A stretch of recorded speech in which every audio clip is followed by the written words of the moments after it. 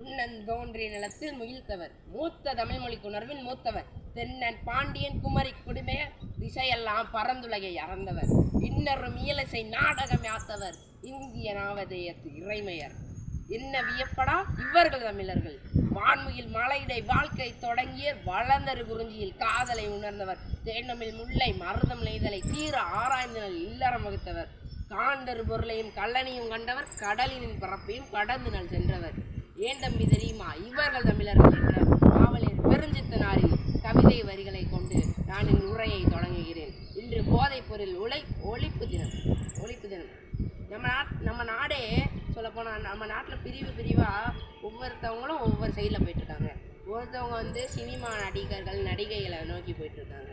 அவங்க சொன்னதான் வேத வாக்குன்ற மாதிரி. இன்னொருத்தவங்க ஜாதி மதம்னு போயிட்டுருக்காங்க. இன்னொருத்தவங்க அரசியல்னு போயிட்டுருக்காங்க.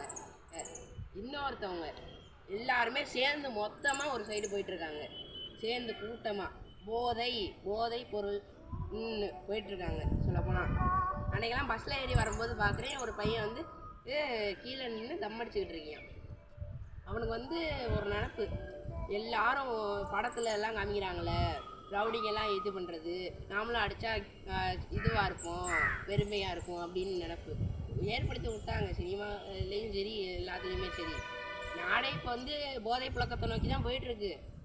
நாடு அழியுதுன்றாங்களே, நாடு அழிகிறதுன்ற முழுமையாக வெடிச்சு சதறதுன்றது இல்லை, நாடு அழிகிறதுன்றது. ஒவ்வொருத்தவனும் ஏதாச்சும் ஒரு இதுக்கு அடிக்ட் ஆகி செத்து போகிறதுக்கு பேர் தான் நாடு அழிகிறதுன்றது அர்த்தம். சொல்லப்போனால் தெரியுமா, அந்த காலத்துலலாம் சொல்லப்போனால் எல்லாரும் சத்தான உணவுகள் சாப்பிட்டு நிறைய நாள் வாழ்ந்தாங்க. இந்த காலத்தில் எவனும் இப்போ இன்னைக்கு இருக்கவே நாளைக்கு இருக்க மாட்டுறாங்க. என்ன பண்ணுறது சொல்லுங்கள். அந்த காலத்தில் சொல்லப்போனால் சத்தான உணவு கேப்பை கோதுமை இந்த மாதிரி சாப்பிட்டோம். இந்த காலத்தில் சாப்பிட்ற சோத்துலேயே ரசாயனங்கள் கலந்துருது. செடிக்கு பூச்சி மருந்து அடிக்கிறாங்க. எல்லாத்துக்குமே மருந்தாக அடித்து ரசாயன பொருளாக ஆக்கி விட்டுறாங்க. என்ன பண்ணுறது, சாப்பிட்டா உடல் நலத்துக்கு கேடுதான். சொல்லப்போனால் நம்ம சாப்பிட்டா இது நாம் போதைப் பொருட்களில் ஒழிக்கணும், அதை விற்கிற கடைகளை அழிக்கணும். அந்த பொறுப்பை அரசாங்கத்திட்ட மட்டும்தான் கொடுக்கணும். சொல்லப்போனால் அதுகிட்ட மட்டும்தான் கொடுக்கணும். சொல்லப்போனால் எல்லாருமே இப்போ நம்ம இது பண்ணோம்னா நம்ம பெருமையாக தெரியலாம் அப்படின்னு நினைப்பாங்க.